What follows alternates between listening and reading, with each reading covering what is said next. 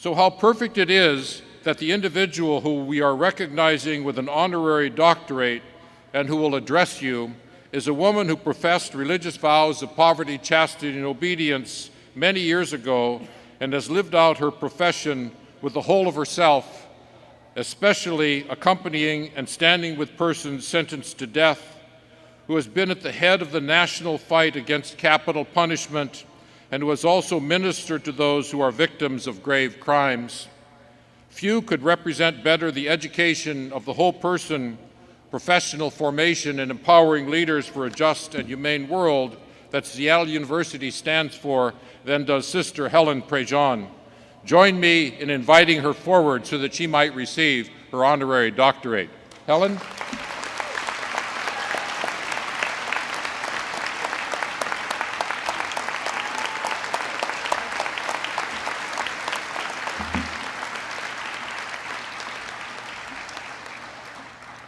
Sister Helen Prejean was born in Baton Rouge, Louisiana. You joined the Sisters of St. Joseph of Medaille, which today is known as the Congregation of St. Joseph. After earning a master's degree from St. Paul's University in Ottawa, Canada, you moved to New Orleans and taught high school as well as religious education at a local parish. Your ministry next took you to a housing project in the city where you lived and worked with the poor. In 1982, you began corresponding with an inmate on death row. You were there with him when he was executed. You became the spiritual advisor of another inmate. He too was put to death. Back then, support for capital punishment was overwhelmingly strong nationally and even stronger in your home state of Louisiana. But you saw things differently, and you resolved to share your perspectives with others. You wrote the book, Dead Man Walking, and an eyewitness account of the death penalty in the United States, which would become an international bestseller and inspire in 1995 the Oscar-winning film of the same name, and bring unprecedented awareness to the issue and impact of capital punishment. In the ensuing years, you have continued to minister to inmates. You have founded an organization called Survive, which counsels families of victims of violence, and you've authored 2 other books, including River of Fire, My Spiritual Journey, which will be published in August. You have served as the chairperson of the National Coalition to abolish the death penalty. And you have continued to bring awareness to the cause, particularly within the Catholic Church. You have made personal appeals to 2 popes to abolish the death penalty. At your urging, Pope John Paul II, St. John Paul II, strengthened the Church's opposition to executions, and after you reached out to Pope Francis, he announced in August of 2018 that the death penalty is inadmissible with no exceptions in the eyes of the Church because it is an attack on the individuality and dignity of the person. Sister Helen Prejean, we are in awe of who you are and what you do. Where others see the worst of humanity, you unfailingly find a glimmer of goodness. To those judged as irredeemable, you bring love and compassion. And to those who suffer in the wake of unspeakable violence, you are an agent of healing and of hope. We are thrilled to welcome you back to Seattle University and to confer upon you the degree of Doctor of Humane Letters honoris causa, and to invite you to be our graduate commencement speaker.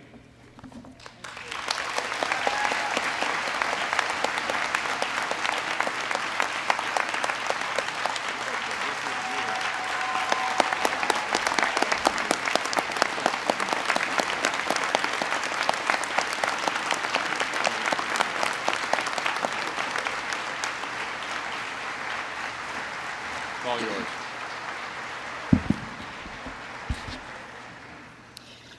Okay, y'all, I know you're poised for flight. You're ready. You've done the work. It's time. I got a few stories and we out of here, okay? In the River of Fire, which tells the story of awakening, the spiritual journey of awakening that the gospel of Jesus called me to serve poor people. There's a quote in the epigraph from St. Bonaventure of the 14th century. And it says, "Don't ask for understanding, ask for the fire." the fire of purpose, the fire to do whole-souled work for the world that makes a difference. Annie Dillard goes on a great little riff in one of her books about our itsy-bitsy lunches with our itsy-bitsy friends, where we talk about our itsy-bitsy subjects. And in our gardens, we are raising tomatoes when we ought to be raising Cain or Lazarus. So we're talking about full-souled things. And that's what happened to me. I'm just an ordinary person. I'm like you. God works with us. We're all just ordinary people. And so in the awakening, first I had to wake out of a spiritual cocoon where basically my spiritual life, I was praying to God to solve all these problems. I mean, I'm a nun, I'm holy, I'm praying, right?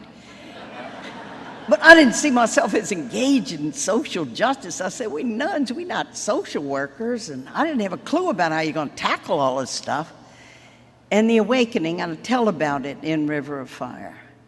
About awakening to the Jesus of the poor, the Jesus who, how many times had I read Matthew 25? How many times had I prayed with Matthew 25? I was hungry, you gave me to eat. I was thirsty, you gave me to drink. I was in prison, and you came to me. But you know, we all are our own little spin doctors with these scriptures. Just recently, Attorney General Jeff Sessions, ex-Attorney General Jeff Sessions, quoted Romans 13, quoting the authority of God, legitimizing that it was okay to separate children from their parents at the border. The proof texting of Scripture. I mean, our country is so biblically illiterate, it's easy to pull a quote from Scripture to say that basically God's behind civil authority, and if civil authority tells you to do something and it's the law, then it's God's will to do. I mean, the biblical illiteracy in this country, now y'all got to believe this, is so bad that 13% of the American public identified Joan of Arc as Noah's wife. Now, you know we need some serious religious education in this country. So what happened? So first I awakened that I had been living in neighborhoods and I wasn't in contact with any poor people, and it came out of Latin America, Ernesto Cardenal, what the eye does not see, the heart cannot feel. And I got an invitation to write a man on death row. Now, I just want to bring up, I don't know if it's been in your theology classes, but about Sneaky Jesus. And this is Sneaky Jesus Part 1. I'm in the St. Thomas Housing Projects after I woke up and began to work with poor people alongside them.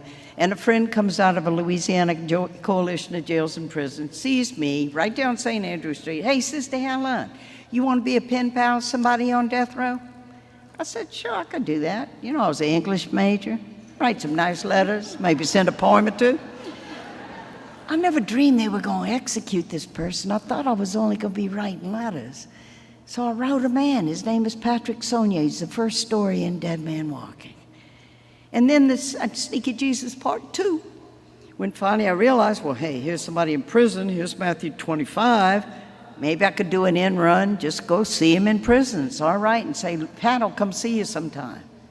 Return mail, so excited. You have a visitor form. And so they have to put you in your little category. Are you wife, or are you ex-wife, or are you friend? And he goes, I'm a Catholic, you're a nun, would you be my spiritual advisor? Fill out the form, send it in. And I don't know that 2 years later, at midnight, he's going to be killed in the electric chair, and the only one who can stay with him in the death house in those last hours and walk with him and say to him, look at my face when they do this, is the spiritual advisor who will be me. And we have a maxim in our community, never leap ahead of grace. That grace comes up under us when we need it. And that's what happened to me. I rode that current of grace. I was with Pat. And that's the preface in River of Fire, and that's the fire part of the book. And it goes like this. They killed a man with fire one night. They strapped him in a wooden chair and pumped electricity through his body until he was dead. No religious leaders protested the killing that night. but I was there. I saw it with my own eyes. And what I saw set my soul on fire, a fire that burns in me still. And now here's an account of how I came to be in the killing chamber that night and the spiritual currents that drew me there. What happens is that our hearts awaken, we see suffering, we see something wrong, and we put our hand on the rope and we start pulling. As Mother Teresa said, the important thing is not so much that we're successful, but we got to be faithful.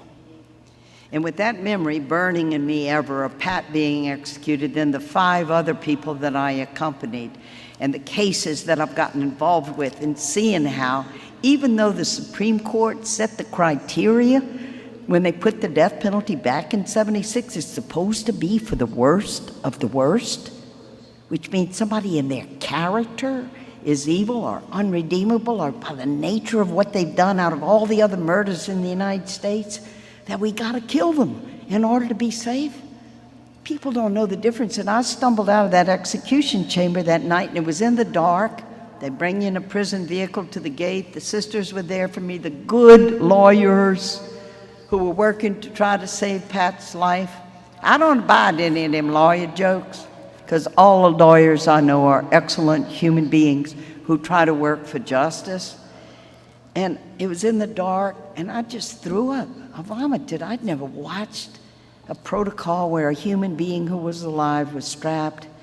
I knew the rationale. I knew the Supreme Court said it was legal. I know there were no other religious leaders at the time who were standing up saying we shouldn't do this. But what happens is that when your heart comes alive on something and your soul recognizes something and you begin to work with it, you begin to get the energy you need. Not ahead of time, but you get it as it comes. And you follow it. And that's what led to the dialogue with the American people. That's why I ended up writing a book, A Dead Man Walking. That's why I was happy when Susan Sarandon read the book, stayed up all night, read Dead Man Walking, and pestered Tim Robbins for 9 months till he broke down, read the nun's book, probably for domestic tranquility. Did you read the nun's book? And then when Tim Robbins wrote the screenplay of Dead Man Walking, they worked with me on every line and every scene in that movie. You couldn't ask for people more collaborative. And Tim used to say, he'd just say, well, the nun was in over her head. Well, the nun was in over her head. When you get involved in really big stuff, you're in over your head. But God sends us who he needs. Who I had a great editor who helped me shape the story of Dead Man Walking, or you never would have heard of that book. And he helped me shape that story in the beginning. In the first draft, I was so into the human rights of why people shouldn't be executed and how it was against their human rights and all the ways that the death penalty was wrong. And he said to me when he got the draft, Jason Epstein, you wait far too long till you talk about the crime. People are going to think, well, she's a nun, she believes in Jesus, supposed to forgive these people and all. They're not going to read your book. They're not going to think you can really face the horror. What did this man and his brother do? Kill 2 teenage kids, innocent kids in cold blood, and their bodies are found lying in a sugarcane field in Louisiana and bullet holes in the back of their heads. They're not going to think that you can face that, and they're not going to read your book. If you don't talk about the crime that this person did on death row in the first 10 pages of Dead Man Walking, nobody will read your book. And then you're downplaying how you didn't reach out to the victims' families because you said you'd never done this before. You're letting yourself off too easy. That was a big mistake, not reaching out to the victims' family, even though they were angry at you. Even though maybe you'd go to the front door and they'd slam the door in your face, to try to help, to try to reach out and see if you could be of help. You didn't do it. So when you're writing a book, don't downplay your mistakes. Don't just take them on the peaks of the waves where you do it all right. Well, God, what a mistake. And I'm going to tell you, the hero of Dead Man Walking is not me, I'm the storyteller. It was a big mistake not to reach out to the victims' families whose son and daughter had been killed. And at the pardon board hearing, where things couldn't be more polarized, where you sign a book when you go in which side you're on, life or death, is when I met the victims' families. And they are there with their relatives, and they are there with their friends, and they are there to stare down those pardon board members appointed by the governor to say, we want our justice. And what they've been told their justice is that hopefully not too long, they will get to send a representative to watch as Louisiana kills the one who killed their loved one, and they get to witness that through a representative, and that is going to heal them. That's what they had been promised. And I met them there. And the one who is the hero of Dead Man Walking is Lloyd LeBlanc. His son David, his only son David, age 17, was one of the young people killed by Pat Saunier and his brother.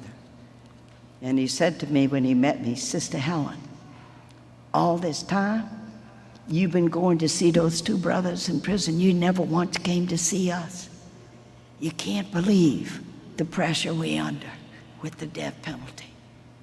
Only later, after I really got to know him, and I would go and pray with him in this little chapel, he shared the journey with me of forgiveness. He said, people think forgiveness is weak. They think if you say you forgive somebody because of what they've done to you, that you condone in what they did. Like, oh, you killed my son. Like, it's okay, you killed my son. No. But he said, I could see what was happening to me. I was so angry. All the time I was angry. And I wanted to kill those two men with my bare hands. But I'm snapping that mule on my wife. I'm making her cry. I'm angry all the time. And that's not who I am. I'm a kind person. I love to help people. I was losing it. And then he said, put his hand like this. And then he said, they killed our boy, but I'm not going to let them kill me. I'm going to do what Jesus said. And he set his face to go down the road. Then the journey of forgiveness and God's grace met him there. And that's why I say he's the hero of this book. I hadn't been thrown in the fire. I hadn't lost a child. He had. And I have gotten to meet these human beings. I meet the people who do the terrible deeds, and I find out that everybody's worth more than the worst thing they've ever done in their life. That there are things called human rights where you can't give government power to take life and to torture people and in a deliberate act strap them down and kill them. And that's been the dialogue with the Catholic Church. And to give it to you briefly, because it took 1,600 years to change this teaching, and I don't want to keep y'all here a long time, for the celebration that rightly awaits the graduates and their parents and all of you who helped this day happen, because it always takes a community and this great faculty that's here at this university. But the thing with the Pope, and I'm going to tell you this, mainly you talk to the people. Vatican II told us, what's the church? Church is people. People of God, that's church. So mainly you're talking with the people. But every now and then you bump up and you get a chance to talk to a pope along the way. You don't talk to a pope any different. You talk to the people, right? You don't have like this pope language. And here's the heart of it with Pope John Paul. Because the Catholic Church had never just made a statement that without exception we cannot have the death penalty. And part of pro-life, I noticed many Catholics were saying they were against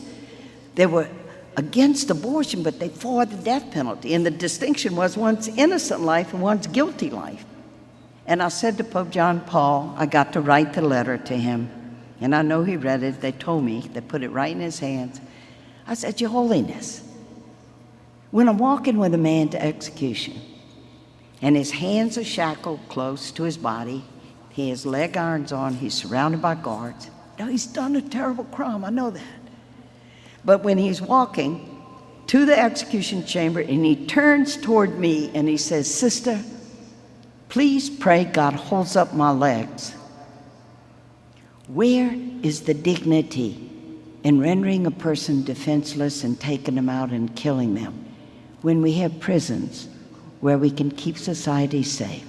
Where's the dignity in that death? Can you help our church see the dignity of all life, not just innocent life. We want to stand for life across the board. Can you help our church? And shortly after that, when Pope John Paul was in St. Louis, he said, even those among us who have done a terrible crime have a dignity that must not be taken from them. And now Catholics are very much in the conversation about ending the death penalty. We're just ordinary people. God wakes us up. We put our hand on a rope and we start pulling. And that happens in our life. We just celebrated Pentecost. The Spirit is in our hearts. That divine spark is in our hearts. We are children of God. And God has invested us with great power, especially when we see something wrong or where there is hurt. Doesn't matter how many other people are doing it or not, to put our hand on that rope and to start pulling. May God set you with a holy fire to do good work in the world. You who have received the great privilege of a wonderful education and loving support from a family who helped you get there. God bless us all. Don't ask for understanding. Ask for the fire. God bless you.